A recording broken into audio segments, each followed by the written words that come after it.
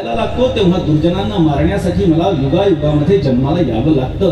धर्माच्या स्थापनेसाठी नाही तर धर्माच्या संस्थापनेसाठी, त्याची घडी व्यवस्थितरित्या लागावी याच्यासाठी मला युगायुगामध्ये यावं लागतं असं भगवंतानं स्वतःच्या येण्याचं प्रयोजन सांगितलेलं आहे.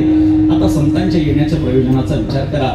देवाचं प्रयोजन आहे की दुष्टांचा नाश करणं आणि संतांच्या येण्याचं प्रयोजन आहे दुष्टांच्या दुष्टत्वाचा नाश करणं. विठ्ठल विठ्ठल.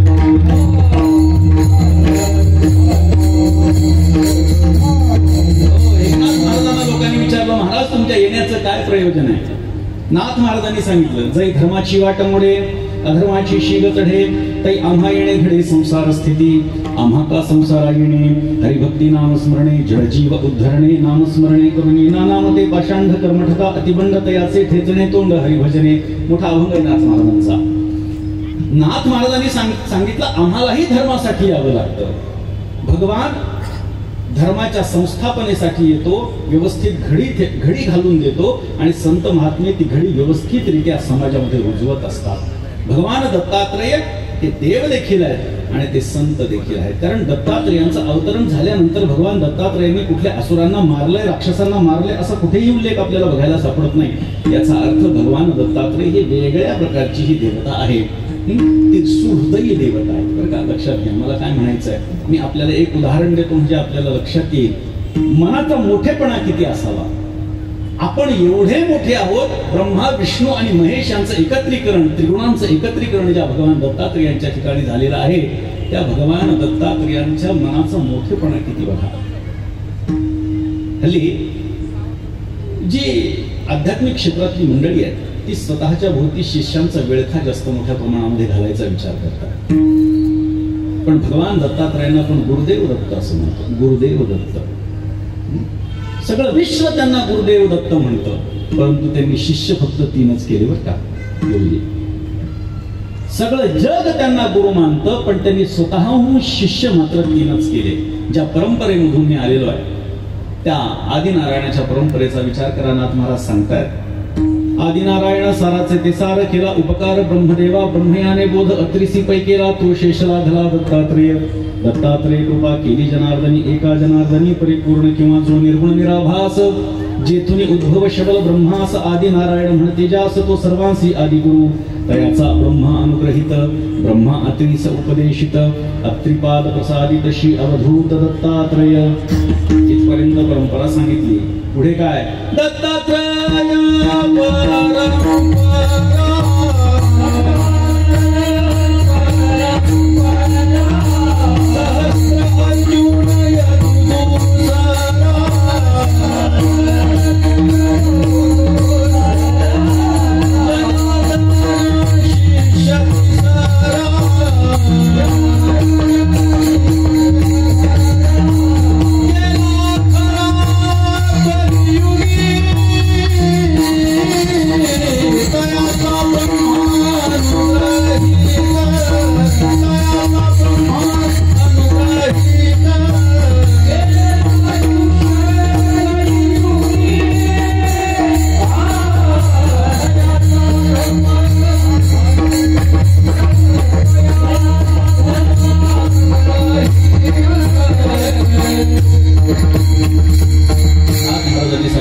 दत्तात्रेय परंपरा. सहस्त्रार्जुन यदू दुसरा, जनार्दन शिष्य तिसरा केला खरा कलियुगी.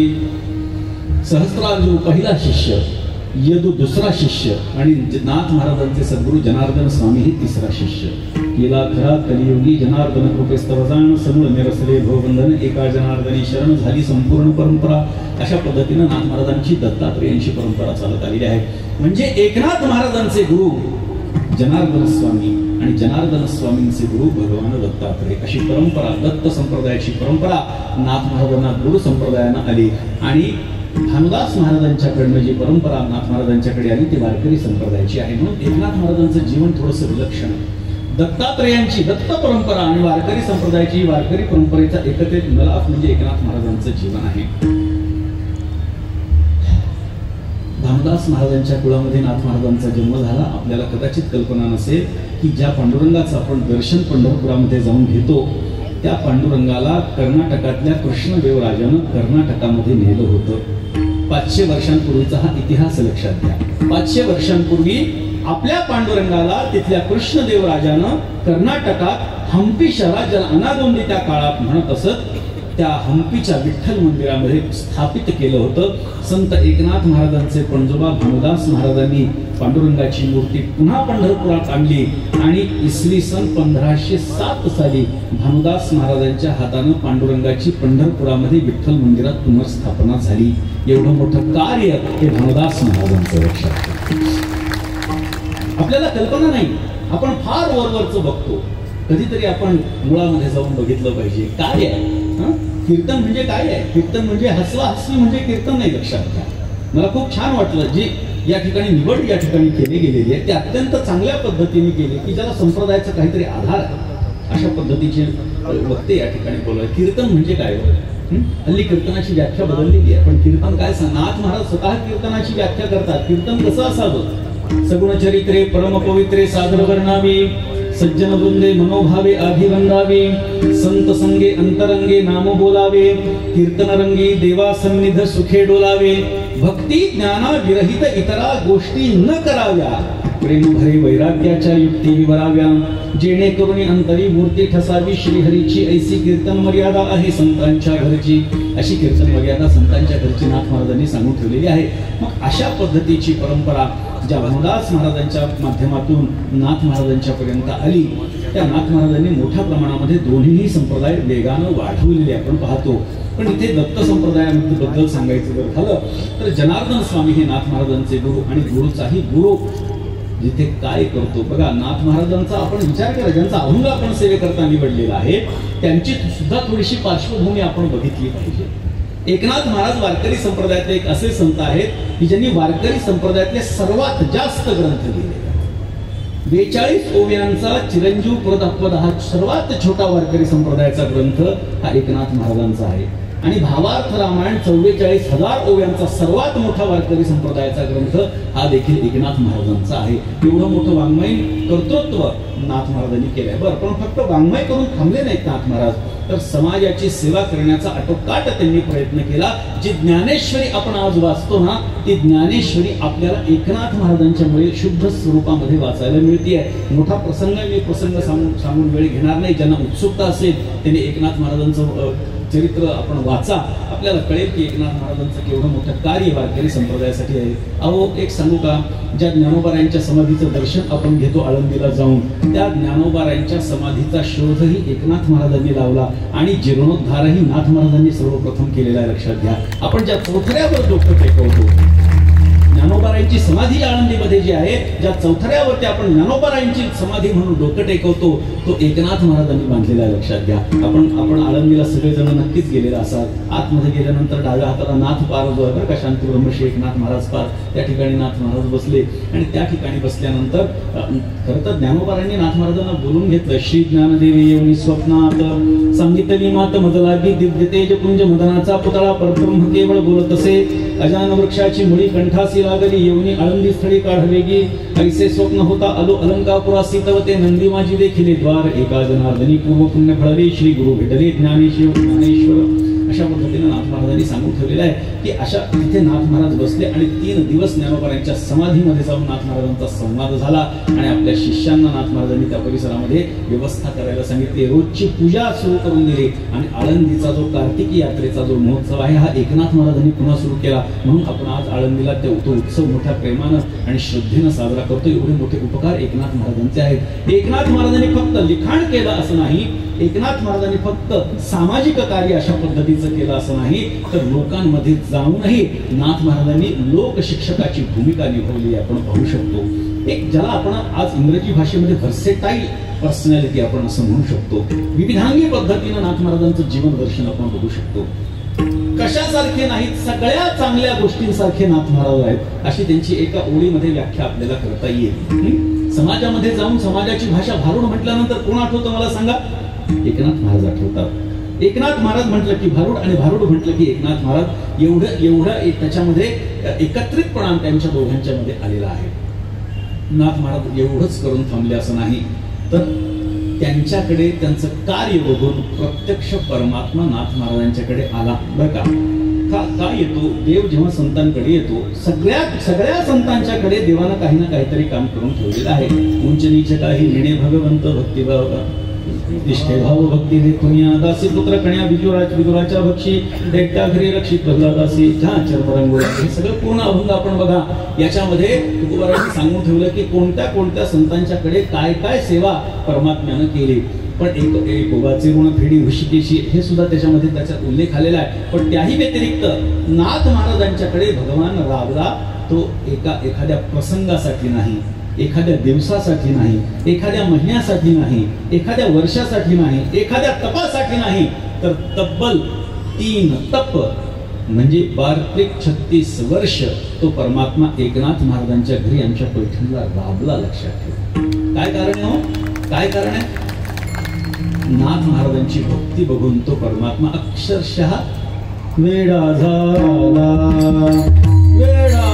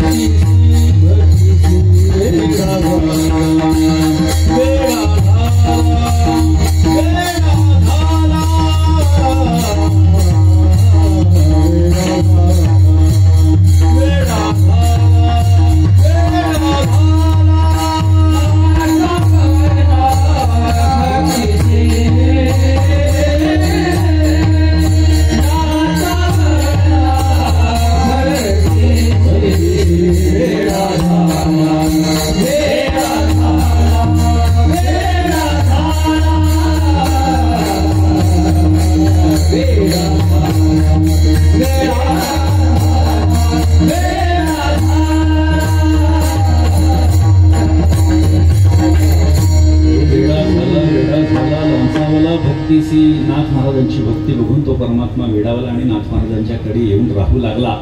आणि नाथ महाराजांनी सांगितलं, बाबा तुझ्या सेवेची मला गरज नाही, वैष्णवा घरी देव सुखावला.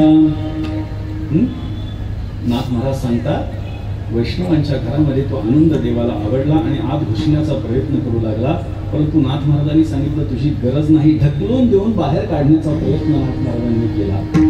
तरी देव म्हणतोय, देव म्हणे माझे थोडस पुरत असे गोड संगती या गोड वैष्णवांची, तुमच्यासारख्या गोड वैष्णवांची संगती मला प्रभू नाथ महाराज लागती आहे आणि मला तुमच्या संगतीमध्ये ठेवून घ्या. नाथ महाराजांच्याकडे तो परमात्मा राहिला. बरं का, भगवान श्रीकृष्ण नाथ महाराजांच्याकडे तब्बल 36 वर्ष राहिला. एवढंच नाही तर ज्या दत्तात्रेयांच्या बद्दल आपण हा उत्सव त्यांच्या जन्मोत्सवाचा साजरा करतो, त्यांच्याही बाबतीमध्ये विलक्षणता नाथ महाराजांच्या जीवनामध्ये घडलेली आहे. एकनाथ महाराजांना भगवान दत्तात्रेयांनी 3दा दर्शन दिलेलं आहे. प्रत्यक्षरित्या 3दा दर्शन दिलेलं आहे. एक तर शुलीभंजन सगळ्या कथा मी आपल्याला सांगणार नाही. मी सुरुवातीला सांगितलं की मूळ कथा नाथ महाराजांचं चरित्र आपण वाचा, असं विलक्षण चरित्र आपल्याला शोधून सापडणार नाही. इतकं सुंदर चरित्र नाथ महाराजांचं आहे. सद्गुरूंच्या माध्यमातून पहिलं दत्तात्रेयांचं दर्शन नाथ महाराजांना घडलं. दुसरं दर्शन त्यांना काशीमध्ये घडलं जेव्हा भिक्षुगीताचं लिखाण चालू होतं. जेव्हा नाथ महाराज भिक्षुगीत सांगत होते, अर्थात एकनाथी भागवतातला एक अध्याय जेव्हा नाथ महाराज सांगत होते, तेव्हा प्रत्यक्ष दत्तप्रभू नाथ महाराजांच्या समोर बसले होते. हे दुसरं दर्शन. आणि तिसरं दर्शन मात्र अत्यंत विलक्षणरित्या झालेलं. बरं का, आपल्याकडे दासोपंत स्वामी नावाचे एक महान दत्तभक्त होऊन गेले अंबेजोगाईमध्ये. बीड जिल्ह्यातल्या अंबेजोगाईमध्ये दासोपंत स्वामी नावाचे एक महान दत्तभक्त होऊन गेले. त्या दत्तभक्तीची त्यांची एवढी ख्याती सर्वत्र पसरलेली होती की प्रत्यक्ष दत्तप्रभू त्यांच्याबरोबर सोंगट्या खेळतात एवढा मोठा त्यांचा अधिकार होता. नेहमी सोंगट्या त्यांच्याबरोबर दत्तप्रभू खेळणार एवढा त्यांचा अधिकार होता. लिखाण किती म्हणावं, वाटते तेवढं आजपर्यंत एवढं लिखाण कोणी केलं नसेल जेवढं लिखाण त्यांनी केलेलं. आणि अशा परिस्थितीमध्ये एकनाथ महाराज त्यांच्या घरी आले, काही कारणानिमित्त घरी आले. घरी आल्यानंतर सेवकांनी सांगितलं एकनाथ महाराज पैठणचे आपल्या भेटीला आले. दासोपंत स्वामी आणि भगवान दत्तात्रय सोंगट्या खेळत होते. दत्त प्रभू तिथनं गुप्त झाले आणि गुप्त झाल्यानंतर दासोपंतांना सूक्ष्म अहंकार निर्माण झाला की दत्त प्रभू माझ्या बरोबर रोज सोंगट्या खेळतात, परंतु एकनाथ महाराजांचं तेवढं भाग्य नाही की नाथ महाराजांना दर्शन तरी त्यांनी द्यावं. झालं असं. नाथ महाराज आत आले आणि म्हटले महाराज कशासाठी येणं केलं, कसं काय आज इकडे आलात आपण. नाथ महाराजांनी सांगितलं आमच्याकडे गोकुळाष्टमीचा उत्सव असतो, आमच्याकडे गोकुळाष्टमीचा उत्सव असतो आणि गोकुळाष्टमीच्या उत्सवासाठी आमंत्रण देण्यासाठी मी आपल्याला आलेलो आहे. त्यांनी सांगितलं ठीक आहे आम्हाला शक्य झालं तर आम्ही जरूर येऊ. असं म्हटल्याच्या नंतर नाथ महाराजांच्याकडे दासोपंत स्वामी आले. बरं का, एवढा मोठा अधिकार त्यांचा.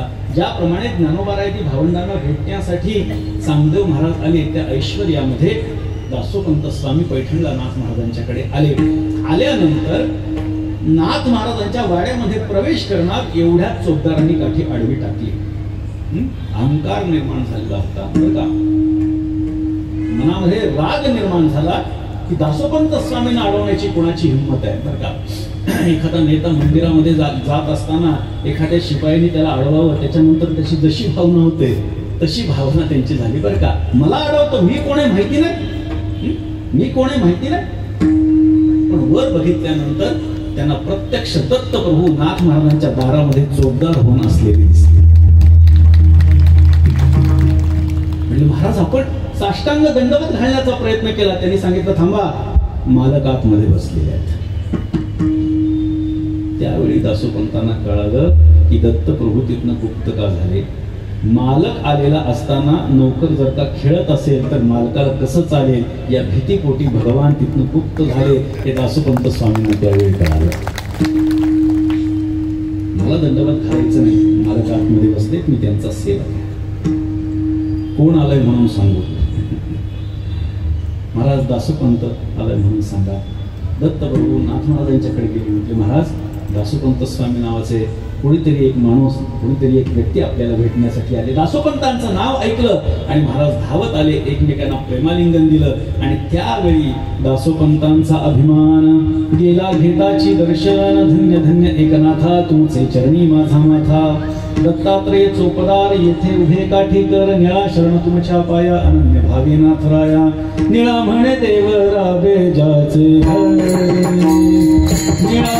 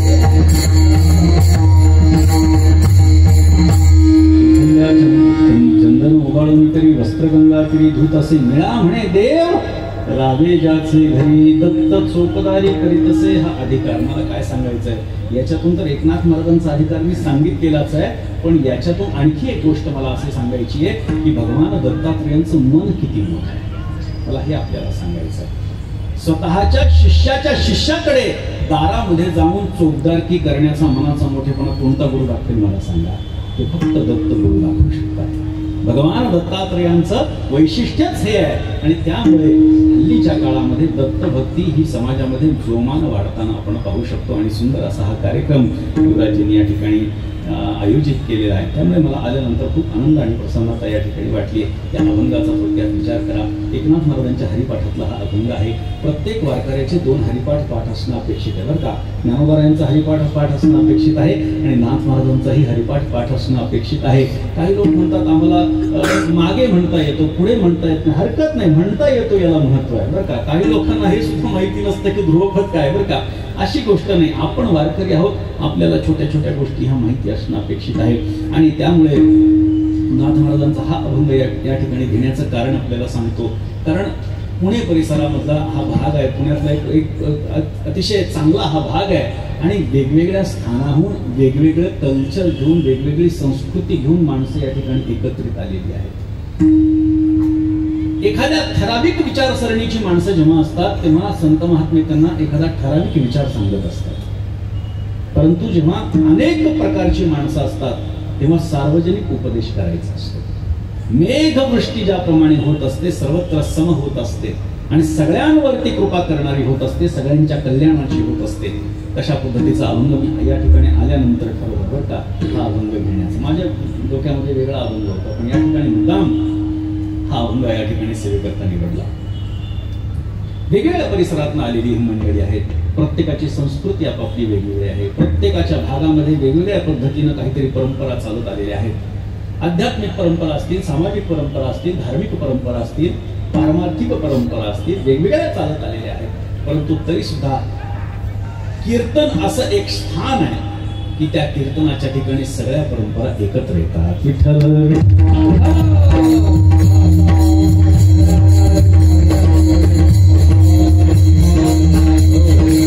समाजामध्ये अशी भरपूर माणसं बघितलेली आहेत ज्यांच्याकडे अमाप पैसा आहे, परंतु त्या पैशाचा विनियोग जर का चांगला होत नसेल त्यात त्या पैशाला काही किंमत नाही. लक्षात ठेवा, समाजामध्ये काहीतरी चांगल्या गोष्टी घडाव्यात यासाठी आपल्या पैशांचा विनियोग होणं अपेक्षित आहे. म्हणून तुकोबाराय सांगतात, जोडून या धन उत्तम व्यवहारे, उदास विचारे वीच करी, उत्तमची गती तो एक पावेल. बघा लक्षात घ्या, जो आपल्या धनाचा विनियोग चांगल्या पद्धतीने करतो त्याला उत्तम गती प्राप्त होणार आहे, यात मात्र शंका नाही. या ठिकाणी नाथ महाराजांच्या हरिपाठातला अभंग सेवेकरता निवडलेला आहे. नाथ महाराजांचा हा उपदेशात्मक अभंग आहे. नाथ महाराज आपल्याला उपदेश करतात, आपल्याला उपदेश करतात. म्हणजे नेमका कुणाला उपदेश करतात याचा विचार होणं थोडंसं गरजेचं आहे. कारण वेगवेगळ्या प्रकारची माणसं, पिंडे पिंडे मतिर्भिन्न, हा व्यक्ती तितक्या प्रकृती. एका माणसाचा विचार दुसऱ्या माणसासारखा नाही, दुसऱ्याचा तिसऱ्यासारखा नाही आणि तिसऱ्याचा पहिल्यासारखा नाही. एकमेकांच्या विचारांमध्ये एकता अजिबात आपल्याला बघायला सापडत नाही. अशी माणसं जगामध्ये आहेत. परंतु जगाचा विचार जर आपण केला तर त्यांचे वर्गीकरण 4 प्रकारामध्ये आपल्याला करता येतं. एक वर्ग असा आहे की तो देवाला मानत नाही आणि जगतालाही मानत नाही. दुसरा वर्ग असा आहे की तो जगताला मानतो पण देवाला मानत नाही. तिसरा वर्ग एक असा आहे की तो म्हणतो तुम्ही ज्याला जगत समजता ते जगत नसून तो हरी आहे. आणि चौथा जो वर्ग आहे तो म्हणतो हरी हे आहे, अर्थात देव पण आहे आणि हे जग सुद्धा आहे. अशा पद्धतीने 4 प्रकार जगाच्या पाठीवरती. या 4 प्रकारांव्यतिरिक्त 5वा प्रकार आपल्याला माणसाचा बघायला सापडणार नाही. या 4च विचारांमध्ये ही माणसं अंतर्भूत होत असतात. पहिला विचार आपल्याला सांगितला की जो म्हणतो देवही नाही आणि जगतही नाही. बौद्धांचा हा विचार आहे. बौद्ध काय सांगतात, सर्वं शून्यं शून्यं, सर्वं क्षणिकं क्षणिकं, सर्वं दुःखं दुःखं, सर्वं सुलक्षणं सुलक्षणं, सर्वं दुःखं दुःखं. या 4 तत्वांवरती बौद्धांचं तत्वज्ञान आधारित आहे. सर्वत्र शून्य आहे. आम्हाला जे दिसतं तेही शून्य आणि जे दिसत नाही तेही शून्य आहे. म्हणजे काय, काहीच नाही. म्हणजे एखादा जर माणूस म्हणत असेल की या ठिकाणी जे बसलेत ना ते नाहीत, असं जर कोणी म्हणू लागला तर कोणाचा विश्वास बसणार आहे मला सांगा बरं. याचा अधिष्ठान काहीतरी असेल असं एखाद्याने जर मानलं तर ते ठीक आहे. कारण ज्या अर्थी कार्य दिसतंय त्या अर्थी कारण आहे. ज्या अर्थी बाळ झालेलं दिसतंय त्या अर्थी आईबाप आहेच आहेत हे मान्य करावं लागतं. ज्या अर्थी कार्य दिसतंय त्या अर्थी कारण याचं बनवणारा कोणीतरी आहे हे मान्य करावं लागतं. परंतु त्यांच्या दृष्टीनं सर्वं शून्यं शून्यं, सगळं शून्य आहे. संत वाङ्मयामध्ये सुद्धा आणि त्यातल्या त्यात नाथ महाराजांनी सुद्धा जगाला शून्य म्हटलं बरं का. मग काही लोक म्हणतील नाथ महाराज जगताला शून्य म्हणतात, बौद्धांचं तत्वज्ञानही सर्व शून्यम शून्य आहे. मग नाथ महाराज बौद्ध तत्वज्ञानाचं अनुसरण करतात का? नाथ महाराज बौद्ध तत्वज्ञानाला मान्य करतात का? बरं का. प्रमाण आपण बघा, पहिले कोठे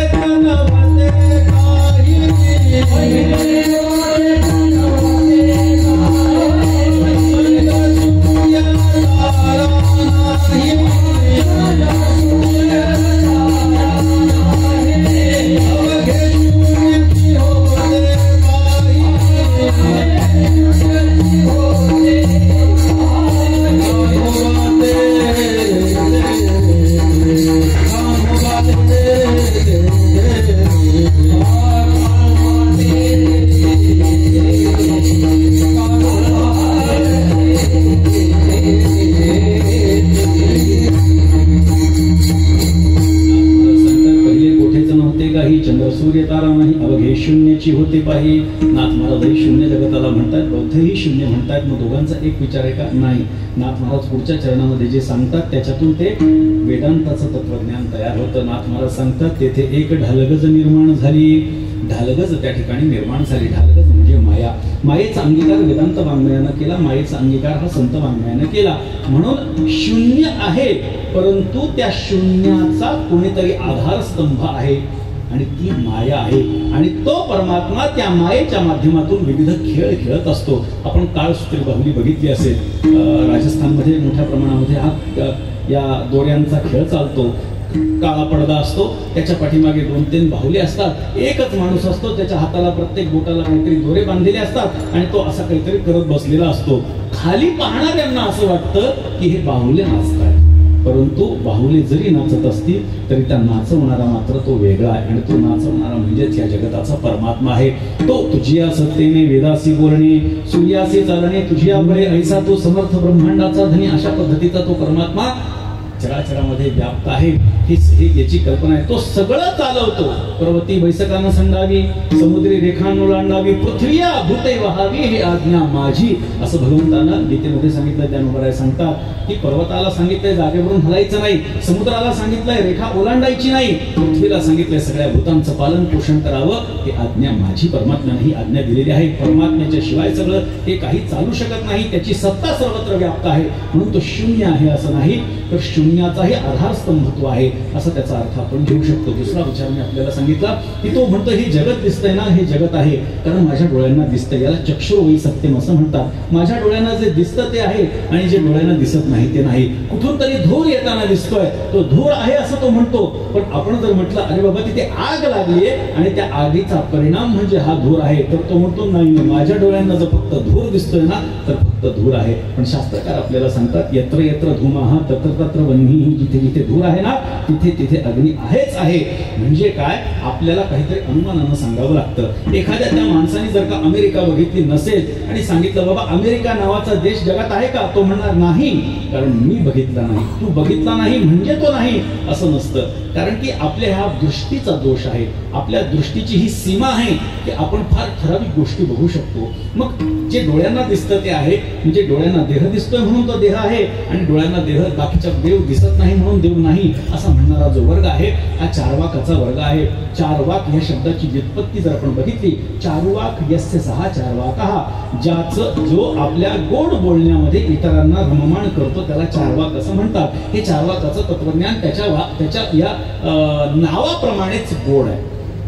नावाप्रमाणेच गोड आहे. चारुवाक गोड बोलतो. तो म्हणतो काय करायचं, यावत जीवन सुखम जीवेत ऋणम कृत्वा घृतम पिबेत. जोपर्यंत माणसानं जगायचं ना तोपर्यंत त्यांनी सांगितलं ऐश आरामामध्ये जगायचं. जगातली 99% माणसं ही ह्याच वर्गातली आहेत बरं का. ऐश आरामामध्ये जगायचं. हल्ली माणसांच्या डोक्यामध्ये काय खूळ झालंय माहिती नाही. आपण हिंदू धर्माचे आहोत, आपण पुनर्जन्म मानणारे आहोत. पुनर्जन्म म्हटल्यानंतर इथे आपल्याला पुन्हा जन्मायचं आहे, त्यामुळे कर्माचा सिद्धांत आपल्याला लागू पडतो. पण लोक काय म्हणतात, कोणी बघितलाय पुढचा जन्म, ऐश करून घ्या या जन्मामध्ये. नाही नाही नाही नाही, केले कर्म झाले त्याची भोग आले. आपण जे कर्म करत असतो ना तेच आपल्याला भोगावं लागतं आणि ते भोगून संपवावं लागतं. जोपर्यंत आपण केलेलं कर्म भोगून संपत नाही तोपर्यंत आपल्याला जन्म प्राप्त होतच राहतो आणि एखादं केलेलं पापही आपल्याला किती त्रासदायक ठरू शकेल याचा विचार आपण करा. झालं असं की जेव्हा कौरव पांडवांचं युद्ध झालं आणि भीष्माचार्य शरपंजरी पडले. शरपंजरी म्हणजे बाणांच्या शय्येवरती पडले. आपण महाभारत या लॉकडाऊन मध्ये बघितलं असेल. शासनाची तेवढी कृपा झाली की नवीन पिढीला त्यांनी आपल्याला भागवत रामायण महाभारत हे दाखवलं. ही आपल्यावरती कृपा झाली. कारण आपल्या पिढीने जी मोठी मंडळी आहेत 25-30च्या पुढची आहेत त्यांनी ते रामायण महाभारत बघितलेलं आहे, परंतु त्याच्या नंतरच्या पिढीने मात्र ते बघितलं नाही. ते बघितल्यानंतर आपल्याला कळेल जेव्हा भीष्माचार्य शरपंजरी बाणांच्या शय्येवरती पडलेले होते तेव्हा ते धर्मयुद्ध असल्यामुळे संध्याकाळी एकमेकांकडे शत्रू जरी असतील तरी जाणं येणं असायचं. भगवान श्रीकृष्ण भीष्माचार्यांना भेटण्यासाठी त्या ठिकाणी संध्याकाळी आले आणि सूर्यास्तानंतर आल्याच्या नंतर भीष्माचार्यांनी त्यांना विचारलं, म्हणले देवा अरे तुझा कर्माचा सिद्धांत खोटा आहे. देव म्हटला माझा कर्माचा सिद्धांत कदापि खोटा असू शकत नाही भीष्माचार्य. तेव्हा भीष्माचार्यांनी सांगितलं मी तुला सिद्ध करून दाखवू शकतो की तुझा कर्माचा सिद्धांत खोटा आहे. कसा आहे सिद्ध करून दाखव. त्यांनी सांगितलं की आजपर्यंत ह्या क्षणापर्यंत माझ्याकडनं एकही पाप घडलेलं नाही. एकही पाप माझ्याकडनं घडलेलं नाही तरी माझी अशी अवस्था का झाली सांग. पाप जर असेल तर त्याचा परिणाम त्रास असतो, पुण्य जर असेल तर त्याचा परिणाम सुख असतं. कदाचित मी पुण्य केलं असेल पण पाप मात्र केलेलं नाही, मग तरी सुद्धा माझ्या देहाची ही चालणी कशासाठी झालेली आहे मला सांग. एवढी बाण मला लागली, मला किती त्रास होतो तुला कळत आहे? किती त्रास झाला असेल याचा विचार तुला कदाचित येणार नाही. म्हणले देवा, मी जर जन्मामध्ये काहीही पाप केलेलं नाही तरी सुद्धा माझी अशी अवस्था का झाली सांगा. तेव्हा भगवंतांना सांगितलं, केले कर्म झाले त्याची भोग आले. त्यांनी सांगितलं, अरे सांगितलं ना. ते म्हटले मागच्या जन्माचा विचार करा. भीष्माचार्य त्रिकालदर्शी होते, त्यांना मागचा पुढचं सगळं कळत होतं. त्यांनी मागचा जन्म बघितला, मागचा जन्म जन्मल्यापासून ते मरेपर्यंत त्यांनी बघितला आणि सांगितलं, देवा मागच्या जन्मामध्येही माझ्याकडनं काहीही पाप घडलं नाही तरी माझी अशी अवस्था का? तुझा कर्माचा सिद्धांत खोटा आहे. पुन्हा देवानं तेच सांगितलं, केले कर्म झाले तेची भोग आले. त्याच्या पाठीमागचा जन्म आठव, त्याच्या पाठीमागचा जन्म आठवला. असं करत करत करत करत 100व्या जन्मापर्यंत भीष्माचार्य गेले आणि 100 जन्म माझ्याकडून एकही पाप घडलेलं नाही तरी माझी अशी अवस्था का सांग देवा. असा प्रश्न जेव्हा विचारला तेव्हा त्यांनी उत्तर दिलं, केले कर्म झाले त्याची भोग आले. अरे त्याच्या पाठीमागचा जन्म आठव म्हटलं. त्याच्या पाठीमागचा जन्म भीष्माचार्यांनी आठवला. त्यांनी सांगितलं, महाराज देवा त्या जन्मामध्ये मी युवराजच होतो म्हटलं आणि मी शिकारीला चाललो होतो. एक घटना मात्र त्या ठिकाणी थोडी वेगळी माझ्या जीवनामध्ये घडली. कितव्या जन्मामध्ये?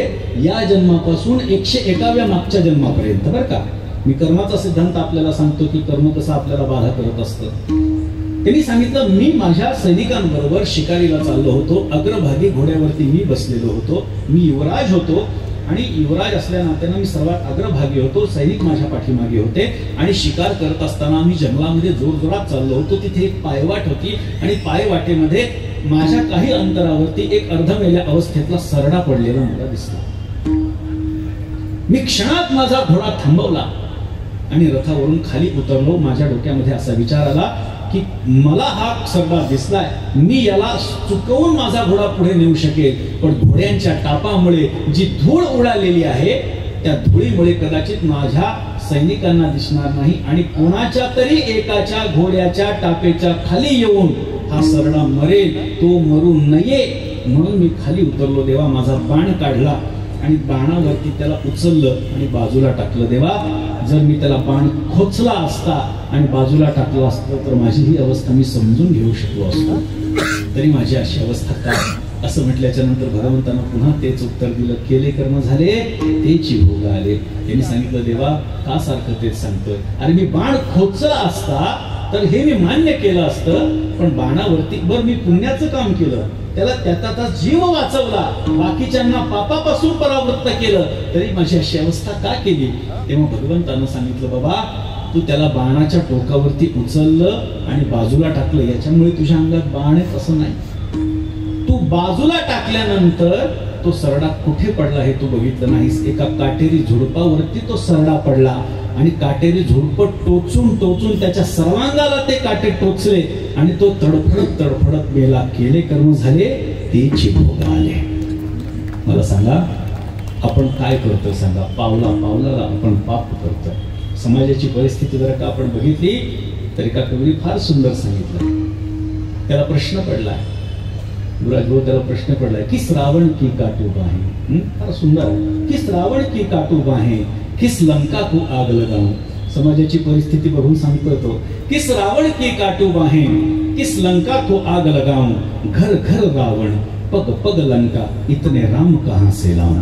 अशा पद्धतीनं अशी समाजातली परिस्थिती त्यांनी अतिशय विदारक ही परिस्थिती सुंदर शब्दामध्ये त्या कवीनं व्यक्त केलेली आहे. अशा पद्धतीनं ही समाजाची ही परिस्थिती आहे. आणि तुम्ही आम्ही म्हणतोय की आम्हाला काय करायचं नाही, यावत जीवन सुखम जीवेत ऋणं कृत्वा घृतं पिबेत. तो सांगतो की ऋण काढा पण चांगलं चुंगलं खा. मग माणसं म्हणतील, अहो महाराज ऋण काढून तुम्ही आम्हाला चांगलं चुंगलं खायला लावतायत, पण ते ऋण आम्हाला फेडावं लागेल, कर्ज आम्हाला फेडावं लागेल, त्याचं व्याज द्यावं आम्हाला लागेल.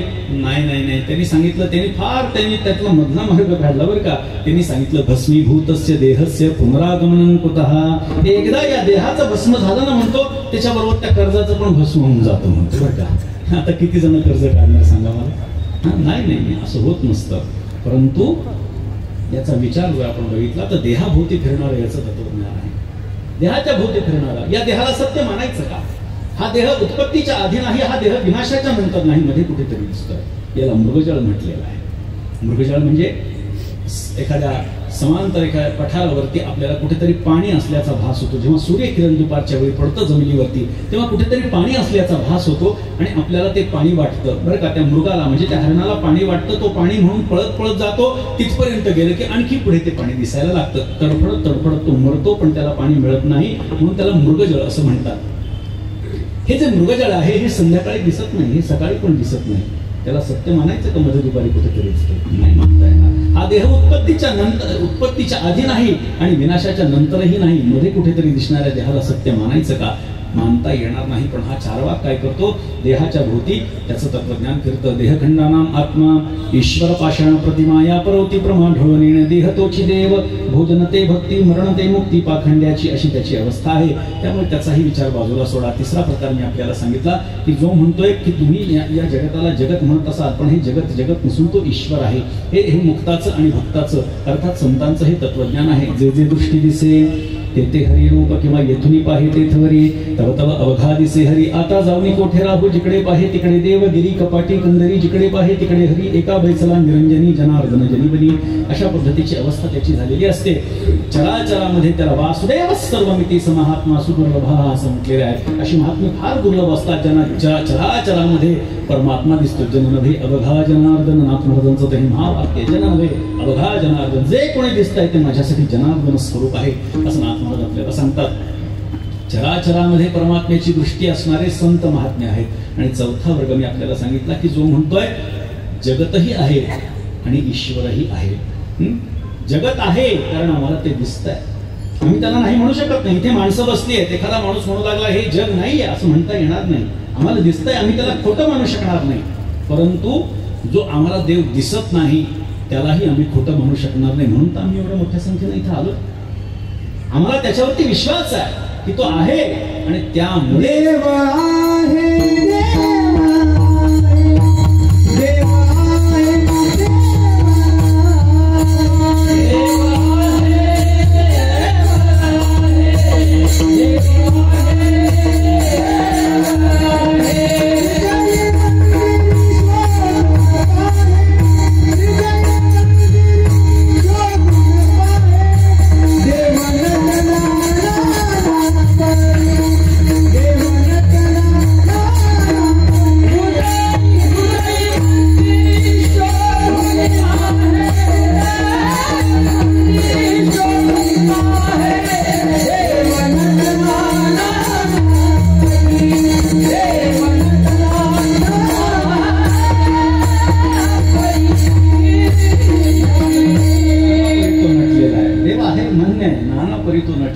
चराचरामध्ये तो व्याप्त आहे. ते त्याचं निर्गुण साकार स्वरूप आहे. त्या परमात्म्याचं निर्गुण साकार स्वरूप म्हणजे तुम्ही आणि आमच्या दृष्टीला जे काही दिसतंय ते निर्गुण साकार स्वरूप त्या परमात्म्याचं आहे.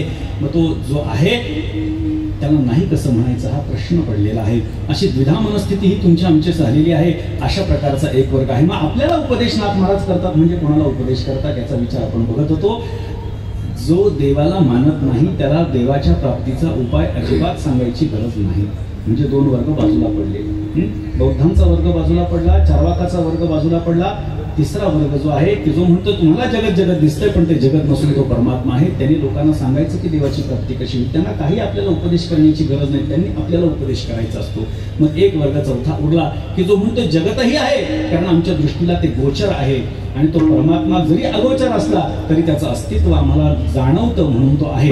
अशा प्रकारच्या वर्गाला उपदेश करण्यामध्ये संत महात्मे प्रवृत्त झालेले आहेत. संत महात्म्यांचा जो उपदेश असतो तो अधिकार बघून अधिकार तैसा करू उपदेश साहेब उझेत्या सतीची देहू. जसा अधिकार असतो लहान मुला 3 वर्षाच्या बालकाला 10 किलोचं ओझं आपल्याला देता येत नाही. काहीतरी त्याला फुगा बाहुली त्याच्या हातामध्ये, चॉकलेट हातामध्ये त्याच्या द्यावं, त्याला काही मोठं वजनदार गोष्ट त्याच्या हातामध्ये आपल्याला देता येणार नाही. जशी त्याची अवस्था तशा पद्धतीनं त्याला आपण वस्तू देत असतो. तसंच संत महात्म्यांच्या समोर जशी जशी माणसं येत असतात तसा तसा ते उपदेश करत असतात. उपदेश करत असताना त्यांच्या डोळ्यासमोर एकच गोष्ट असते की समोरच्यांचं कल्याण व्हावं, त्यांचं भलं व्हावं, त्यांना जे आवडतं ते त्यांना मिळावं असं नाही तर त्यांना जे कल्याणकारी आहे ते त्यांना प्राप्त व्हावं. अशा पद्धतीचा विचार संत महात्म्यांनी लावावे. सन्मार्गाशी जे अज्ञ माणसं आहेत ज्यांना कळत नाही परमार्थ म्हणजे काय, त्यांना परमार्थाला लावण्याचं कार्य हे संत महात्मे करत असतात. आणि म्हणून संत महात्मे हे उपदेशामध्ये प्रवृत्त होत असतात. संतांचे अनेक अभंग उपदेशात्मक आहेत. उपदेश कोणी करायचा, ज्याला ज्या गोष्टीचं ज्ञान आहे त्यांनी त्या गोष्टीचा उपदेश करायचा असतो. आम्ही जर का राजकारणाचा उपदेश करू लागलो तर आम्हाला लोक महाराज म्हणणार नाहीत. एखादा राजकारणी जर का अध्यात्मातला उपदेश करू लागला, नाही चालणार नाही. वकिलांनी जर का आपल्याला औषधं लिहून दिली, चालणार नाही. डॉक्टरांनी आपल्याला कायद्याचा सल्ला दिला तर आपल्याला चालणार नाही. वकिलांना कायदेशीर सल्ला द्यावा, डॉक्टरांनी आपल्याला औषध द्यावं, महाराजांनी परमार्थाचा उपदेश करावा आणि राजकारण्यांनी समाजकारण करावं, राजकारण करावं. अशा पद्धतीनं ही अपेक्षा आहे.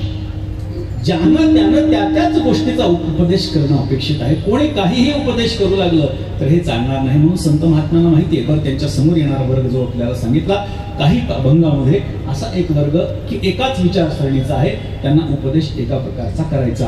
पंढरी सिजारे आल्यानो संसारा, दिनाचा सोयरा पांडुरंग. कोणाला सांगायचं, सर्वसाधारण अगदी स्थूल मानवी बोलतोय का. मुळामध्ये जर का खूप खोलवर विचार केला तर हाही सामाजिकच सार्वत्रिकच उपदेश आहे. पण जो नित्य वारीला जातो त्यांच्यासाठी विशेषत्वानं वारकऱ्यांसाठी हा उपदेश आहे. पण उपदेश करत असताना अनेक वेळा काय होतं, आपण आपल्या मुलांना समजावून सांगत असतो, हे कर, हे करू नको. विधी निषेध शास्त्रीय परिभाषेमध्ये आपण ज्याला म्हणतो, शास्त्र आपल्याला सांगतं की हे करावं, हे करू नये. सत्यम वद धर्मंचर, हे आपल्याला शास्त्र विधिमुखानं आपल्याला सांगतं. सत्यम ब्रूयात, प्रियम ब्रूयात, न ब्रूयात सत्यम अप्रियम. अशा पद्धतीनं आपल्याला विधी निषेधाची भाषा हीच आपल्याला वेद सांगत असतो, संत सांगत असतात. काय चांगलं करावं, काय वाईट करू नये याचा उपदेश आपल्याला जेव्हा करत असतात तेव्हा त्यांच्या उपदेशातून त्यांचं सर्वांचं कल्याण व्हावं ही त्याच्या पाठीमागची भूमिका असते. संत महात्म्यांच्या समोर जेव्हा बरं का, आईचं उदाहरण बघा. एक आई, आणि त्या आईची बिचारी आपल्या अंथरुणावरती खेळून पडलेली, आणि तिचा छोटासा मुलगा भर रखरखत्या उन्हामध्ये जर का अंगणामध्ये खेळू लागला तर ती उठू शकत नाही, त्याला आणू शकत नाही. मग अशा परिस्थितीमध्ये ती आवाज देते, बाळा आत ये, ऊन लागेल बाळा. समजावून सांगण्याचा प्रयत्न करते, समजावून सांगण्याचा प्रयत्न करते. थोड्या वेळानं थोडं चिरून बोलते, तुला समजत नाही, आतमध्ये ऊन लागेल, आजारी पडशील. आवाज वाढतो तरी सुद्धा बाळा काही आत येत नाही. तिसरी गोष्ट ती असं करते, त्याला शिव्या घालते, मूर्खा तुला कळत नाही, अक्कल नाही, आतमध्ये ये, नाही तर आजारी पडशील. एवढं सांगून सुद्धा जर का तो बाळा ऐकत नसेल तर ती उठू शकत नसल्यामुळे सांगते, बाबा तुझ्या पाया पडते पण आत ये. हीच भूमिका नाथ महाराजांची आहे. नाथ महाराज सांगतात, काय माये गेली भक्तिवीण पशु कशासी वाढला, सटवीने नेला कैसा नाही. शिव्या पण देतात नाथ महाराज. काय माये गेली होती भूतापाशी, हरिनयी मुखासी अरे मुढा. जास्त सांगण्याची गरज नाही, आपण सुज्ञ आहात. नाथ महाराजांना काय म्हणायचंय ते शिव्या देतात नाथ महाराज, जे परमात्म्याची भक्ती करत नाही त्यांना.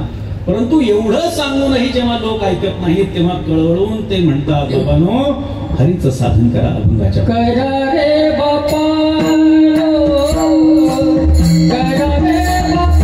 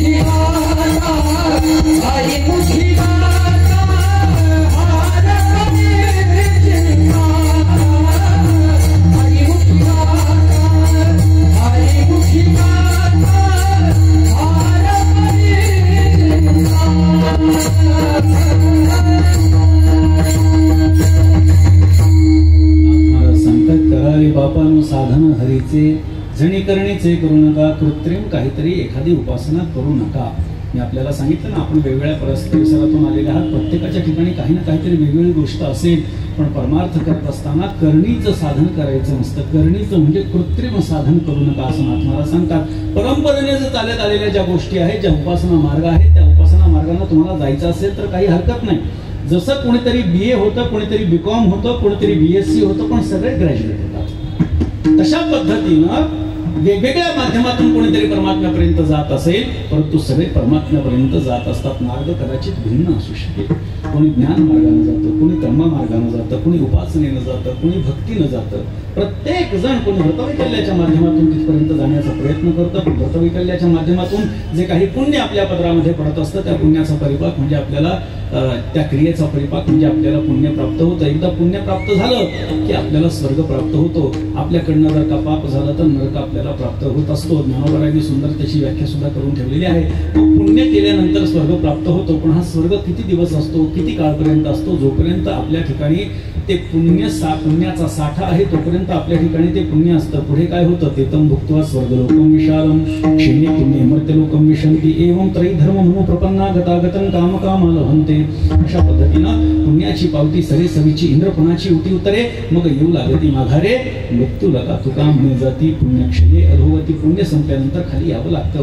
पण परमात्म्यापर्यंत पोहोचण्यासाठी अन्यही साधनं आहेत. कर्ममार्गाने जाण्याचा जर आपण प्रयत्न केला तर हे कर्ममार्ग इतकं सोपं आहे का? त्याच्यामध्ये फार सूक्ष्मता आहे. मी सांगत असतो की ब्राह्मण संध्या करतात तेव्हा संध्येमध्ये आचमन करायचं असतं, किंवा ब्राह्मण आपल्याला सांगतात की आचमन करा, 3दा पाणी प्या, 4थ्यांदा सोडून द्या.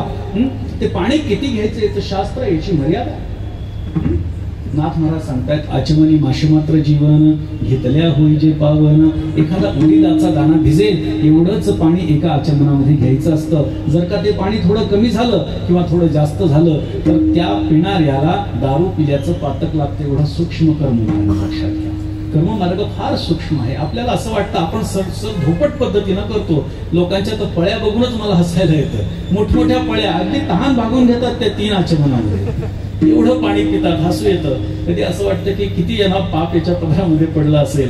असो, पाणी पिण्याची मर्यादा आहे आचमनामध्ये. इतकी शास्त्राची मर्यादा सूक्ष्म पद्धतीने सांगून ठेवलेली आहे. मग अशा पद्धतीने या कर्ममार्गाचा विचार आज तरी आपण करू शकत. यज्ञयाग करायचा आहे, आज यज्ञ सफल का होत नाही? सगळीकडे यज्ञयाग आपण लोक करताना पाहतो, सफल होत नाही. पर्जन्ययाग करतात, का पर्जन्य पडत नाही? कारण की त्याच्यासाठी लागणारं जे हवीर द्रव्य आहे ते शुद्ध स्वरूपामध्ये आपल्याला मिळत नाही. अहो, त्याची मर्यादा अशी सांगितलेली आहे. त्याच्यामध्ये टाकण्याचे जे काही घटक आहेत ते घटक जर का पानं असतील तर त्याला नख न लागता ते काढावे लागतात. कुठल्या तरी ठराविक बोटाने काढावी लागते. एवढं कोण करतं? तो होम पुडा असतो, त्याच्यात काय भरलेला असतं खसरा माहित नाही. डबा असतो तो ओतून देतात, त्याच्यामध्ये झाला यज्ञ म्हणतात. चालत नाही, असं चालत नाही. कर्ममार्ग फार सूक्ष्म आहे. बरं, योगमार्गाचा विचार करा. योगमार्ग किती कठीण आहे. तहान लागली, मग पाणी पिता येत नाही. भूक लागली, अन्न खाता येत नाही. तहानाची प्यावी, भुकेलिया भूकची खावी, अहोरात्री व्हावी मवावारा. ज्ञानोबराय सांगतात. वर थंडी वाजू लागली, अंगावरती पांघरून घेता येत नाही. गरमी होऊ लागली, पंखा लावता येत नाही, कूलर लावता येत नाही, AC लावता येत नाही. शीत वेढावी, उष्ण पांघरावी, वृष्टीची असावे घरातून. पाऊस पडू लागला, कुठेतरी आश्रयाला जाता येत नाही. पाऊस हेच त्याचं घर होऊन बसत असतं. एवढे कष्ट करून जर का तो साधक पुढे गेला, तया महेंद्रादिपदे करिता ती वाटवधे आणि रिद्धी सिद्धींची द्वंद्वे पडून ठाती. तो इंद्र काय करतो की कदाचित हा माझं आसन प्राप्त करण्याचा प्रयत्न करतोय का? मग करिता ती वाटवधे, वाट मार्याचं काम तो इंद्र करतो आणि त्याला रिद्धी सिद्धी समोर उभ्या करतो. आणि रिद्धी सिद्धी समोर आल्यानंतर 99.99% जे साधक आहेत त्या रिद्धी सिद्धीच्या मागे लागतात आणि एक पाऊल दूर असणाऱ्या परमात्म्यापासून ते वंचित होतात. नाथ महाराज सांगतात सिद्धीला विपिसे कोणतया पुसे नेणे राजहंसे पाणी काही. एखादा जर का राजहंसाच्या जातीचा साधक असेल तर त्याच्या बरं का राजहंस आणि बगळा कसा ओळखायचा त्याचं काहीतरी शास्त्र सांगितलंय.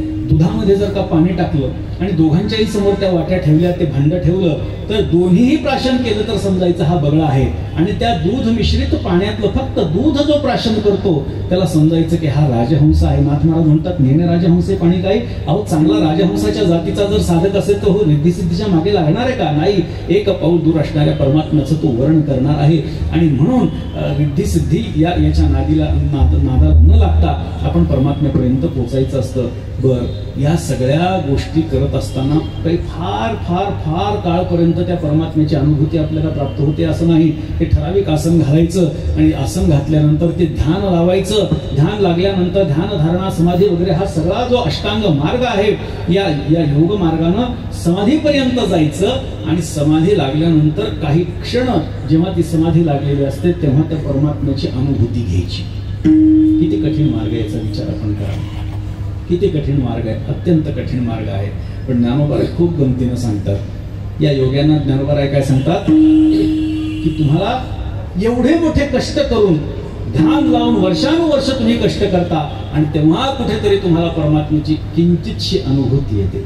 एवढ्यानंतर आम्हाला योगी या मुनी जनधामी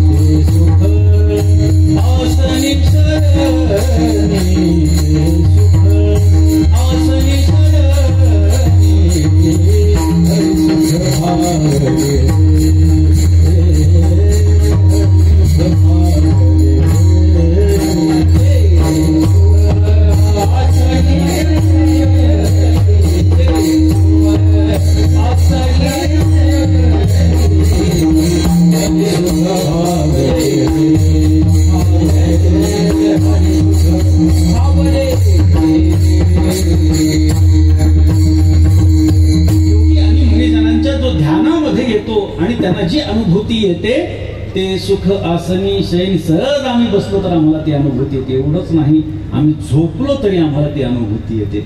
एवढा अधिकार हा भक्ताचा योगापेक्षा श्रेष्ठ सांगितलेला आहे. त्यामुळे सर्व साधनांमध्ये संतांची संगतीमध्ये येऊन परमार्थ करणं, भक्ती करणं हे सर्वश्रेष्ठ मानण्यात आलेलं आहे. नरोधयति माम योगो न सांख्यम धर्म एव च न स्वाध्याय तपस्त्यागो निष्ठा पूर्तिर्न दक्षिणा व्रतानि यज्ञ छंदांसी तीर्थानि नियमा यमाः यथा वरुंधे सत्संग सर्वसंगापो हिमाम. अशा पद्धतीनं सत्संगाचा महिमा सांगत असताना इतर साधनांचे न्यूनत्व आपल्याला भागवतकारांनी सांगून ठेवलेलं आहे. संत संगतीमध्ये परमात्म्याचं नामस्मरण करायचं या अभंगाचा जर आपण विचार केला तर नाथ महाराज सांगतात झणी करणीचे करू नका, करणीचं साधन करू नका. जेणे नये जन्म यमाची यातना ऐशिया साधना करा. काही असं काहीतरी साधन करा की ज्यातून आपल्याला यमाची यातना सहन करावी लागणार नाही. यमाची यातना सहन करावी लागणार नाही म्हणजे काय? आपण मेल्यानंतर यमदारामध्येच आपल्याला जावं लागणार आहे आणि आपल्या पापपुण्याचा हिशोब त्या ठिकाणी चित्रगुप्त करणार आहे आणि तो केल्यानंतर आपल्याला सजा प्राप्त होणार आहे. मग तो यमदंड जर का आपल्याला चुकवायचा असेल तर आज चांगलं कर्म करा, कारण आज चांगलं केलेलं कर्म हे उद्या आपल्या भल्यासाठी असणार आहे. बरीच माणसं म्हणतात आम्ही पाहतो बरं का, एखादा माणूस खूप पारमार्थिक असतो आणि पारमार्थिक माणूस असताना सुद्धा त्याला खूप त्रास होतो आणि एखादा बदमाश माणूस असतो पण तो फार ऐशारामामध्ये राहत असतो. मग लोक म्हणतात बघा एवढा परमार्थ करतात, काय पदराला येतं दुःख आणि तो बघा. प्रत्येकाच्या ऐकण्यातलं हे वाक्य असेल, काय करतो बघा आणि बघा किती सुखात आहे. आजचा विचार करू नका, त्यानं मागच्या जन्मात काहीतरी चांगलं केले म्हणून त्याची ही अवस्था आहे. आणि तुम्हाला पुढच्या जन्मात काहीतरी चांगलं करायचं असेल तर तुम्हाला आज चांगलं वागायला लागणार. हा कर्माचा सिद्धांत आपल्याला सांगून ठेवला. कर्म हे भोगूनच संपवावं लागतं, त्याच्याशिवाय आपल्याला मुक्ती प्राप्त होऊ शकत नाही. म्हणून नाथ महाराज सांगतात जेणे नये जन्म यमाची यातना ऐशिया साधना करा. काही ते साधन कोणतं? साधनाचे सार मंत्र बीज हरी आत्मतत्व धरी तोची एक विठोबा.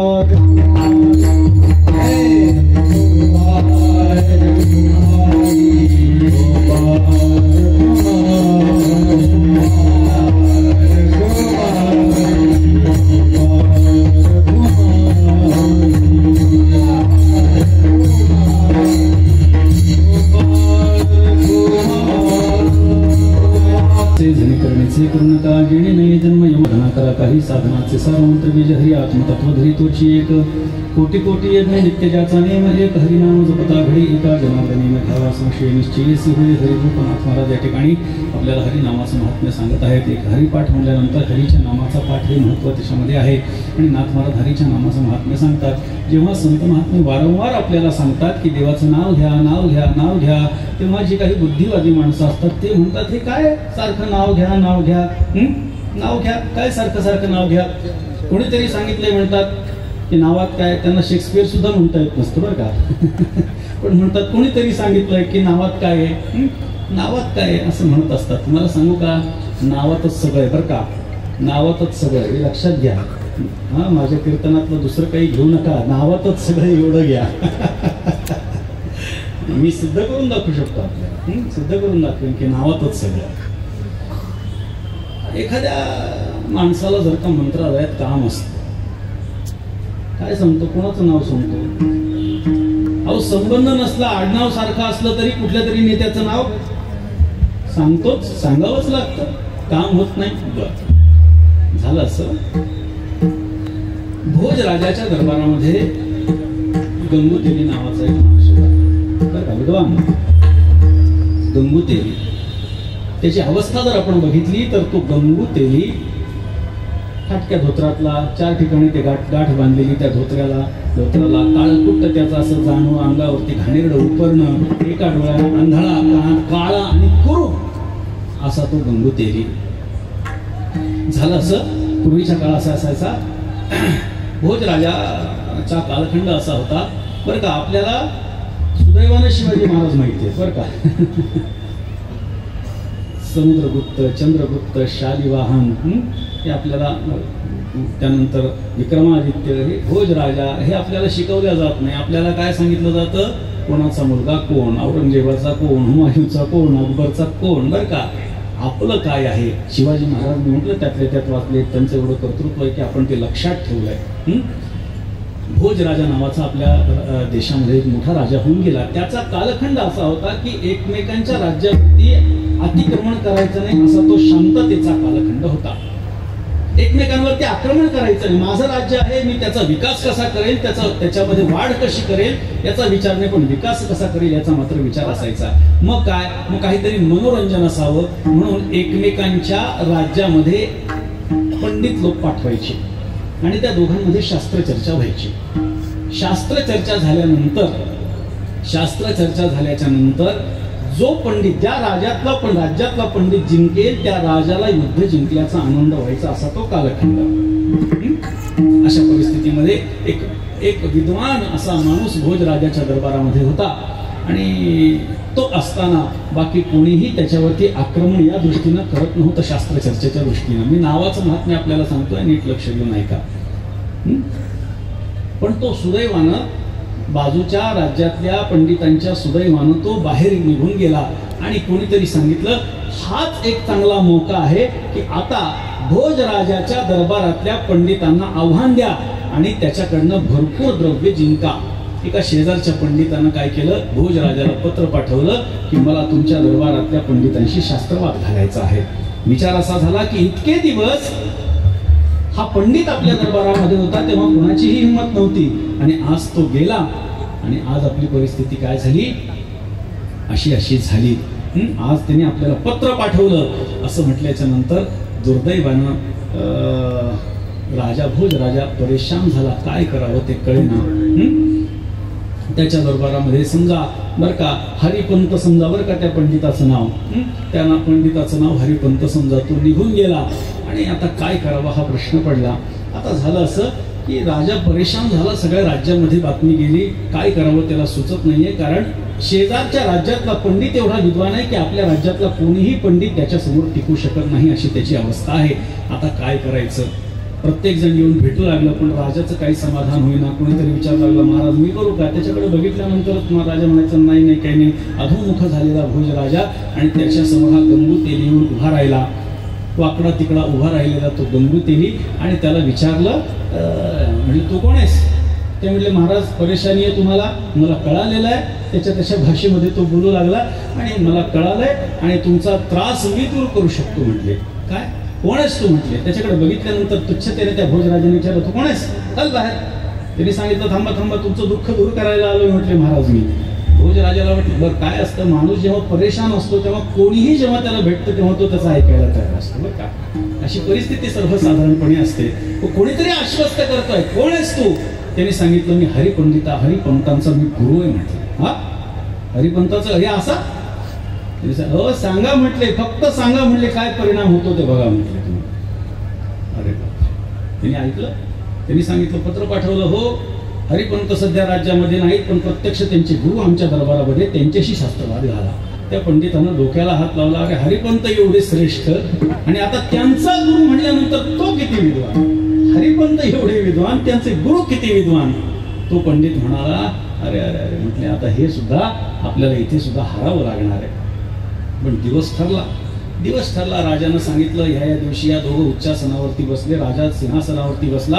बरं, हा जो गंगूतेली आहे, जो स्वतःला हरिपंताचा गुरु म्हणून घेत होता, हा आता मात्र अगदी काठाच्या उपरण्यावरती आला. पांढर स्वच्छ जाणवं, चांगलं भरजरी त्याचं ते धोतर आणि मोठ्याच्या मोठ्या ग्रंथांचा बाळ समोर आणून ठेवला आणि विचार केला. म्हटला, आपल्याला जर का शास्त्रचर्चा करता करता जर का उशीर झाला तर खायला काहीतरी असावं, म्हणून 7 भाकऱ्या आणि दही जवळ आणून ठेवलं. म्हणजे चर्चा करता आपलं थोडं थोडं खावं, असं त्यांनी विचार केला बरं का. परिस्थिती बघा, दरबार मोठा भरलेला आणि अशा परिस्थितीमध्ये राजानं सांगितलं, सुरुवात करा. आता हा पंडित भेदरलेला होता. तो विचार करू लागला, हरिपंत एवढे जर का विद्वान, त्यांचे गुरु किती विद्वान. हा अर्धा हरला होता बरं का हरिपंताच्या नावामुळे. आता काय करावं बरं, याच्याशी आता सर्वसाधारण जर शास्त्रचर्चा केली तर आपली हार निश्चित आहे. काहीतरी वेगळ्या पद्धतीनं आपण काहीतरी करावं बरं का. राजानं सांगितलं, सुरुवात करा. त्या पंडितानं गंगूतेलीकडे एक बोट केलं बरं का. असं एक बोट केलं. गंगूतेलीने बघितलं, एक बोट, 2 बोट. अरे बापरे, शेवटी गुरु आहेत म्हणले बरं का. कालिदासांचे बरं का. कालिदास त्यांचं नाव. आता मला ते पंडित आठवला, कालिदास. कालिदास होते गुजराजाच्या दरबारात. कालिदासांचे गुरुच म्हणजे शेवटी ते. एक बोट दाखवलं, गंगूतेलीने 2 बोट दाखवली. याने विचार केला, काय विचारावं. याने 5 बोट केली. कालिदासाच्या गुरुनी तर गंगूतेलीने त्याला मोठ दाखवली. अरे बापरे म्हटलं, शेवटी कालिदासांचे गुरु. मी हरलोच, आता काय करावं, काहीतरी वेगळा प्रश्न विचारावा. म्हणून त्यांनी 7 बोटं दाखवली बरं का. त्यांनी 7 बोटं दाखवली. 7 बोटं त्या गंगूतेलीने बघितली.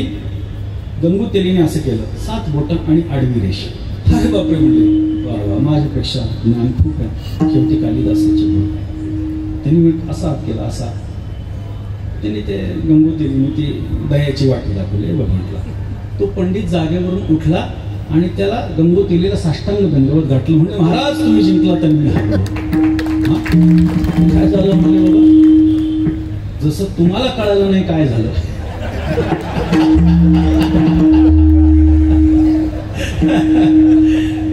तसं त्या राजाला सुद्धा कळालं हे काय झालंय. हा 1 बोट दाखवतो, तो 2 बोट, हा 5 बोट, हा मूठ, हा 7 बोट, हा 7 बोट दाखवून एक आडवी रेष, हा असं करतो, हा दह्याची वाटी दाखवतो. झालं काय म्हटले त्या 2 विद्वानांमध्ये.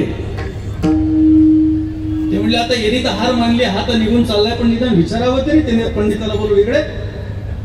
त्यांनी विचारलं, काय तुमच्या 2 महान विद्वानांमध्ये खरं त्याला माहिती होतं हा गंगूतेली काय आहे आणि हा हरला म्हणतोय. नावाचं महात्म्य बरं काय, लक्षात घ्या. त्या पंडिताला बोलवलं. म्हटले, तुमच्या 2 महान विद्वानांमध्ये काय शास्त्रचर्चा झाली, आम्हाला तर काही कळालं नाही. एक शब्द तुम्ही तोंडातून बाहेर काढला नाही. तुम्ही उठलात, मी हरलो म्हणालात, ते जिंकले म्हणाला. हा म्हणले, शेवटी कालिदासांचे गुरु आहेत म्हणले. ते झालं काय, पण हे 1 बोट दाखवणं काय प्रकारे म्हटले. मी त्यांना सांगितलं, मी थोडासा विचार केला वेदांताच्या भाषेत. मी थोडासा जगताचा विचार मी त्याला मांडण्याचा प्रयत्न केला. म्हणे, जगात एक ब्रह्म आहे, हे बरोबर आहे का, असं 1 बोट दाखवून मी विचारलं म्हणले त्याला. पण माझ्यापेक्षा त्यांचं ज्ञान जास्त म्हणे.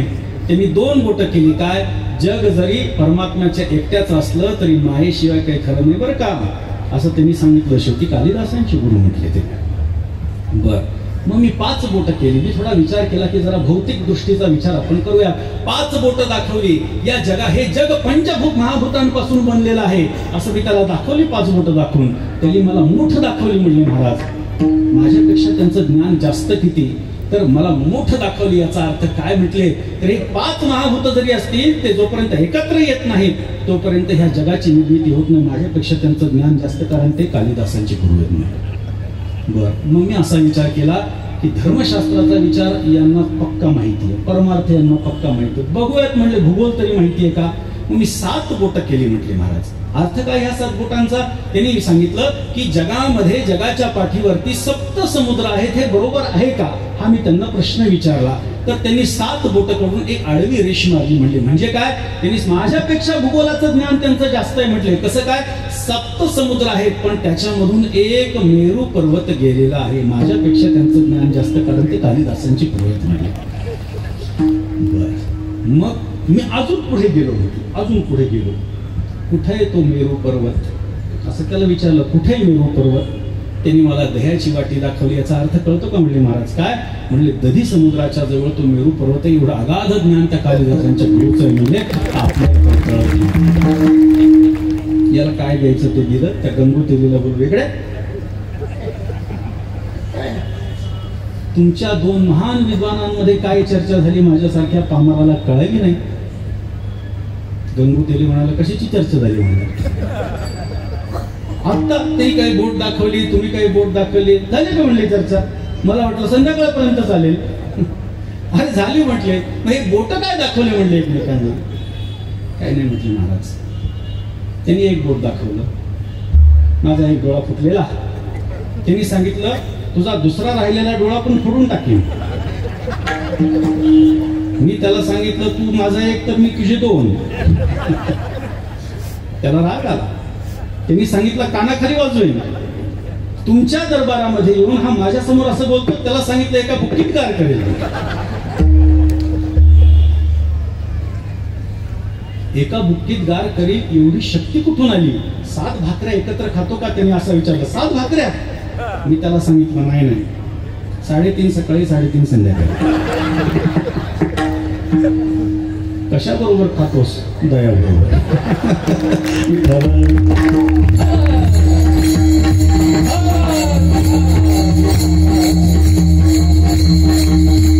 विनोदाचा भाग सोडून मला काय सांगायचंय. इथं तो कालिदासांचा गुरु जो म्हणल्या गेला तो गंगोत्री कशामुळे जिंकला? कालिदासांचा गुरु. नावाला महत्व आहे की नाही? तुम्ही कोणाचे कोण आहात याला महत्व आहे की नाही? आणि त्या नावाप्रमाणे आपण वागलं पाहिजे की नाही? नाव एखाद्याचं नाव काही अमरसिंग नाव मेला, नाव लक्ष्मी भीक मागतीये, उपयोग काय? एकाचं नाव विवेक, एकाचं नाव विवेक. तो विवेक कधीच विवेकानं वागायचा. नोकर होता एकाकडे बरं का, एकाकडे नोकर. त्याचं कोणाचं नाव विवेक असेल तर वाईट वाटून घेऊ नका बरं का. तर झालं त्या विवेक कायम काय करायचं? नावाप्रमाणे कधी वागायचं नाही. वाटेल ते करायचं. मालकानं सांगितलं अमुक एक काम कर, पुढचा काही विचार करायचा नाही आणि विचार न करता काम करून मोकळं व्हायचं. त्या मालकाने एकदा त्याला बोलायचं ठरवलं. खूप झापलं आणि सांगितलं तुला काय अक्कल आहे? तुला काही कळतं? अरे बाबा म्हटले कधीतरी परिणामांचा विचार करत जा ना. म्हणजे कधीतरी मनाला वाटेल ते करत बसतो, जमणार नाही म्हटले इथून पुढे. बरं ठीक आहे, इथून पुढे सगळ्या परिणामांचा विचार करेल म्हणजे नक्की करेल. आता माझ्याकडनं चूक होणार नाही ते विवेकने सांगितलं. उन्हाळ्याचे दिवस होते आणि उन्हाळ्याच्या दिवसामध्ये काय झालं, त्याच्या घरी एक मित्र आला. त्या मालकाकडे मित्र आला आणि सहज बोलता बोलता म्हणलं का रे आता ऊन जरा लागतंय, काकडी खाणार का म्हणले. हो खाऊ म्हटले. त्या मित्रांनी सांगितलं खाऊ, काय हरकत नाही. त्या विवेकला आवाज दिला. म्हणजे विवेक जरा इकडे काय, जरा काकडी घेऊन म्हटले. साहेबांना खायची, आपल्या मित्रांना खायची म्हटले. त्यांनी सांगितलं ठीक आहे मालक तुम्ही खाणार का म्हणले. त्या विवेकने मालकाला विचारलं तुम्ही खाणार का? हो हो म्हणे खाणार ना म्हणे. मी नक्की खाणार ना तुम्ही? हो हो खाणार म्हणे. बरं घेऊन येतो म्हणे. गेला तो विवेक. आता हा विवेक बाजारामध्ये काकडी आणण्यासाठी गेला. आता असं समजा हा कात्रजचा विवेक आहे बरं का. किती लांब, एक 15-20 मिनिटात कोणी काकडी आणू शकेल की नाही? आता तर किराणा दुकानात आपल्याला मिळतातच की. काकडी आणायला गेलेला विवेक दुसऱ्या दिवशी दुपारी उगवला बरं का. आणि म्हणला साहेब मालक हे घ्या काकडी. मालकाने विचारलं काकडी कशासाठी? हो काल नाही का सांगितली म्हणे तुम्ही आणायला. अरे ते म्हणले ते पाहुणे निघून सुद्धा गेले, आता काकडी आणतोच म्हणले. थांबा बोलायचं नाही म्हणजे आज बिलकुल ऐकून घेणार नाही. तुम्ही काय सांगितलं? परिणामांचा विचार केल्याशिवाय सगळ्या गोष्टी करायच्या नाहीत. मी पूर्ण विचार करून आलोय म्हणजे. काय केलास? पहिले काकडी घ्या म्हणे. काकडी आणल्यानंतर तुम्ही म्हणाल चिरायला काही आणलं नाही, हे घ्या सुरी. बरं, तुम्ही म्हणाल काय बिन साल खाता मी खाऊ का, हे घ्या साल काढण्याचं. पुन्हा तुम्हाला असं वाटेल की बाबा कशाबरोबर हे खायचं, मिठाबरोबर खायचं. तुम्ही मला पुन्हा सांगाल हे घ्या मीठ. अरे वा, त्यांना जरा बरं वाटलं, मालकाला जरा हुशार होऊ लागला, म्हणजे आपला विवेक नावाप्रमाणे वागू लागला. तुम्हाला असं वाटेल की बाबा नुसतं मीठ काय आणलं, कदाचित तिखटाबरोबर हे खाऊ वाटत, तिखट मीठ टाकून अजून छान लागते ती काकडी, हे घ्या म्हणले तिखट. बर, जास्त काकडी खाल्ल्यामुळे तुम्हाला सर्दी जर झाली तर हे घ्या म्हणे विक्स. बर, त्या विक्सनी सुद्धा जर थांबलं नाही तर हे घ्या डिकोल्ड. डिकोल्ड देऊन सुद्धा जर का तुमचा त्रास कमी झाला नाही तर ओ डॉक्टर, हे डॉक्टर म्हणले. बर, डॉक्टरांच्या हातातून केस बाहेर गेली, हॉस्पिटलमध्ये जर का दाखल करावं लागलं तर हे बघा हे ऍडमिशनचं लेटर. एवढं करून जर का तुम्हाला आयसीयू मध्ये दाखल करण्याची वेळ आली तर हे बघा म्हणजे त्याची बुकिंग. आणि आयसीयू मधून जर का काही यशस्वीरित्या बाहेर आलं नाही तर इकडे म्हणजे बघा हे सामान.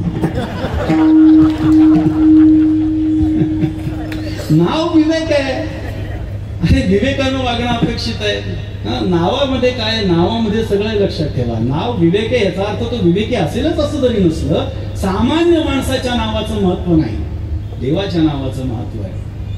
आपण रामकृष्ण हरी हा वारकरी संप्रदायाचा महामंत्र आहे. रामकृष्ण हरी मंत्र हा सोपा, उच्चारिता खेपा खंडेकर. अशा पद्धतीनं नाथ महाराजांनी सांगितलेलं आहे की रामकृष्ण हरी हा मंत्र वारकरी संप्रदायाचा आहे आणि त्यामुळे ह्या नामाचं महात्म्य आहे. या नामाला मोठेपणा संत महात्म्याने वारंवार दिलेला आहे.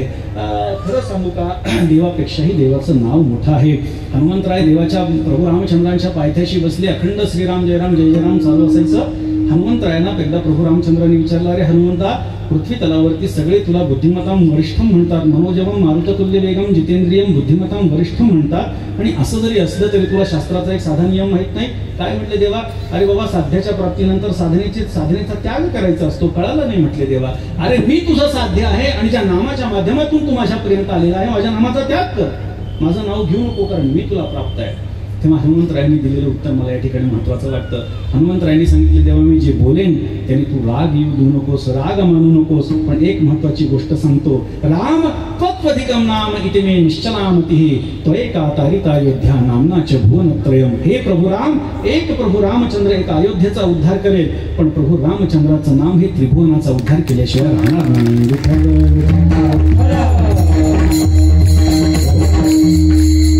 वेळ संपलेली आहे, आपल्याला काही मर्यादा आहेत आणि त्या मर्यादेचं पालनही आपण केलं पाहिजे. अतिशय सुंदर पद्धतीने हा आपण कार्यक्रम या ठिकाणी साजरा केलेला आहे. मी ह्या सगळ्या कार्यकर्त्यांचे धन्यवाद त्यांना देऊ इच्छितो आणि अशाच पद्धतीचा हा कार्यक्रम उत्तरोत्तर, बरं का, हा 3 दिवसांचा पहिला कार्यक्रम वाटत नाही बरं का. अतिशय सुंदर पद्धतीने हा कार्यक्रम आयोजित केला आहे, ज्याला आपण अगदी सर्वसामान्य भाषेत बोलायचं तर प्रोफेशनल कार्यक्रम अतिशय सुंदर पद्धतीने आपण साजरा केलेला आहे.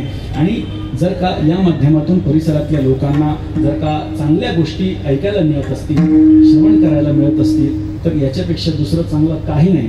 राजकारण राजकारणाच्या ठिकाणी आहेच आहे, ते ज्यांच्याकडे आहे त्यांनी ते करायलाच हवं, पण राजकारणाच्या आधीही परमार्थ आहे, समाजकारण आहे, याचा विसर मात्र पडता कामा नये.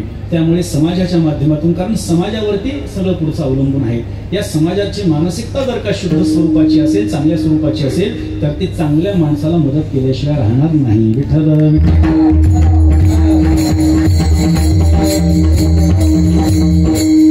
यथामती अभंगाचा विचार झाला. हरिभक्तीपरायण श्री गणेश महाराज भगत यांच्या श्रीमुखातून आपण दत्त भगवंताचं संगीतमय चरित्र श्रवण करत आहात. सुंदर अतिशय अशा वातावरणामध्ये, पवित्र वातावरणामध्ये त्यांच्या अमृतमय वाणीतून आणि